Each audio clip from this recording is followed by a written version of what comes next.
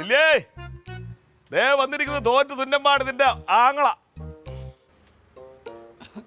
എടാ ഇറക്കാ ഇവിടെ ഒരാളുടെ പറച്ചിൽ കേട്ടാ തോന്നുവേ നാട്ടുകാരെന്തോ പണി കൊടുത്തതാ. അതിന് നമ്മുടെ വെക്കിട്ട് കയറിയിട്ട് എന്താ കാര്യം? ആർക്ക് പണി കൊടുത്തത്? മനഃപൂർവ്വം. എടാ ഞാൻ ഇന്ന് ഇത്രയും വനിതകളെ കൂട്ടിയിട്ട് ഒരു വലിയ പരിപാടി സംഘടിപ്പിച്ച അതേ ദിവസം തന്നെ ഇവർക്ക് പരിപാടി വെക്കണമെന്ന് പറഞ്ഞാൽ ഇത് മനഃപൂർവ്വം എനിക്ക് പണി തന്നതാണ്.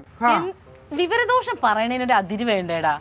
എന്റെ പൊന്ന് കനക, ഞങ്ങളൊരു ചെറിയ സംഘടന, അറിയാലോ, പെൺപുലി.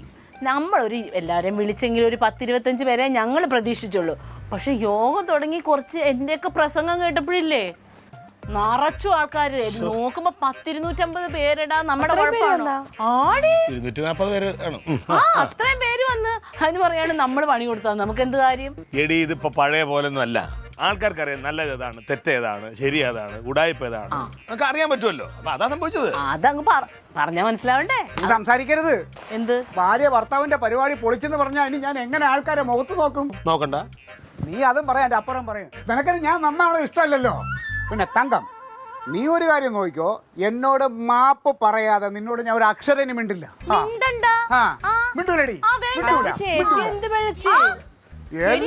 സംഘടനയിൽ 10 പേര് കൂടുതൽ വന്ന് അതാണ് ഇപ്പൊ അങ്ങോട്ട്.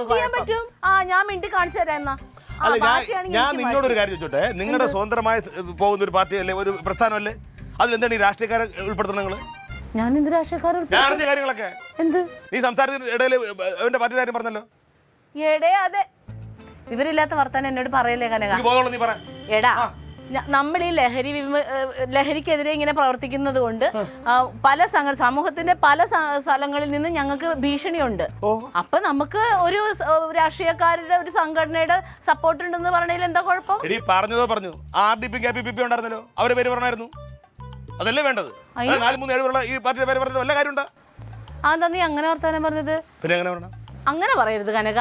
DDT പാർട്ടിക്ക് അതിൻ്റെതായ എല്ലാ സംഗതികളും ഉണ്ട് സമൂഹത്തില്. എവിടെ ഇല്ലാത്തത്? അങ്ങനെയാണെങ്കിൽ നീ വേറൊരു കാര്യം വിചാരിക്കണം. നിങ്ങൾ പോലീസുകാരെ കൊണ്ട് കൊള്ളില്ലാത്തതുകൊണ്ടാണ് നമുക്ക് ഈ DDT പാർട്ടിയുടെ ഒക്കെ പുറകെ പോകേണ്ടി വരുന്നത്. എല്ലായിടത്തും അങ്ങനെ പോകാൻ പറ്റില്ല. നേരത്തെ റിപ്പോർട്ട് ചെയ്യണം നിങ്ങൾ കാര്യങ്ങൾ. നീ സംസാരിക്കേ. അതെങ്ങനെ നമുക്കൊരു പ്രശ്നം വരുന്നത് നേരത്തെ നമ്മൾ മുൻകൂട്ടി കണ്ടിട്ടാണോ? അങ്ങനെയുള്ള സ്ഥലങ്ങളിൽ ഞങ്ങൾക്ക് ഞങ്ങളുടെ പാർട്ടി എല്ലായിടത്തും മീറ്റിംഗും കാര്യങ്ങളൊക്കെ നടക്കാറുണ്ട്. അപ്പൊ മീറ്റിംഗ് നടക്കുന്ന സമയത്ത് നമ്മൾ കൃത്യമായിട്ട് പോലീസിനെ കാര്യങ്ങൾ അറിയിക്കണം. എങ്കിൽ മാത്രമേ നമുക്ക് അവിടെ നിൽക്കാൻ പറ്റുള്ളൂ. അല്ല ഞങ്ങൾ സ്വപ്നം കാണോ? ഇനി വലിയ വലിയ കാര്യങ്ങൾ ചിന്തിക്കുകയും പ്രവർത്തിക്കുകയും ചെയ്യുമ്പോൾ അത് ആ തരത്തിൽ നമ്മൾ പറയട്ടെ. ആ തലത്തിൽ തന്നെയാണ് ഞങ്ങൾ ഇടപെട്ടത്. അതുകൊണ്ടാണ് ഞങ്ങൾ പിന്തുണയ്ക്ക് വേണ്ടിയിട്ട് ഞങ്ങള് എന്റെ ക്ലീറ്റോന്റെ പാർട്ടീനെയും കൊണ്ടുവച്ചത്. നിനക്ക് വലുതായിരിക്കും ക്ലീറ്റോയുടെ പാർട്ടിയൊക്കെ. സമൂഹത്തിന്റെ മുന്നിൽ അവനും അവന്റെ പാർട്ടിയൊക്കെ തറകളാണ്.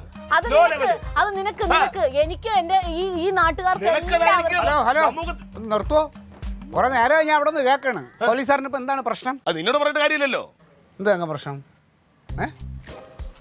ക്ലീറ്റോ അറിഞ്ഞതാണല്ലോ, ഞങ്ങളുടെ പാർട്ടിയുടെ മീറ്റിങ്ങിന് ഒരുപാട് പേര് വന്നില്ല, 10-200 പേര് വന്നില്ലേ? അവരെല്ലാവരും പ്രസംഗിച്ചപ്പോൾ, ഞാൻ ഉൾപ്പെടെ പ്രസംഗിച്ചപ്പോൾ, നമുക്കിങ്ങനെ സമൂഹത്തിൽ പല സ്ഥലത്തുനിന്ന് നമുക്ക് ഭീഷണിയുണ്ട്. അപ്പം അതുകൊണ്ട് നമ്മളെ പിന്തുണയ്ക്കാൻ വേണ്ടിയിട്ട് നമ്മുടെ DDT പാർട്ടിയും നമ്മുടെ ക്ലീറ്റോയും ഉണ്ടെന്ന് പറഞ്ഞു. അപ്പം ഭയങ്കര കയ്യടിയായിരുന്നു. സത്യത്തിൽ പറഞ്ഞു അങ്ങനെ പറഞ്ഞു ക്ലീറ്റോ. നമ്മുടെ പാർട്ടീനെ പറഞ്ഞത് ഇഷ്ടപ്പെട്ടില്ല ഇവര്. അതെന്താ കാര്യം?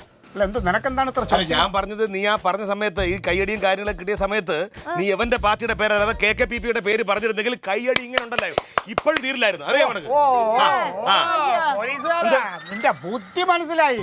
ഞങ്ങളുടെ പോഷക സംഘടനയായ ഞങ്ങളുടെ ഈ വനിതകളെ നീ ബ്രെയിൻ വാഷ് ചെയ്തിട്ട് KKPP സാബുവിന്റെ കൂടെ ചേർക്കാനല്ലേ? അത് നടക്കൂലടാ. ഞങ്ങൾ ഇവർക്ക് വേണ്ട പിന്തുണ എന്തെല്ലാം കൊടുക്കുന്നുണ്ട് നിനക്കറിയാമോ? അത് ഏട്ടന്റെ ഭയങ്കര അതിബുദ്ധിയായി പോയി. അല്ല, അപ്പൊ നിന്റെ പാർട്ടിയുടെ അടിത്തറ ഇളകുമ്പോ ഞാൻ അറിയാം, ഉറപ്പിക്കാം. നിന്റെ സഹായം വേണ്ട. 150 പഴംപൊരിയല്ല, ഉണ്ടംപൊരി. നീ ഞാൻ വാദങ്ങ ഇവനോട് ഇനി വർത്താനം പറഞ്ഞിട്ടുണ്ടല്ലോ. നീ വിചാരിച്ചാലൊന്നും നടക്കൂല.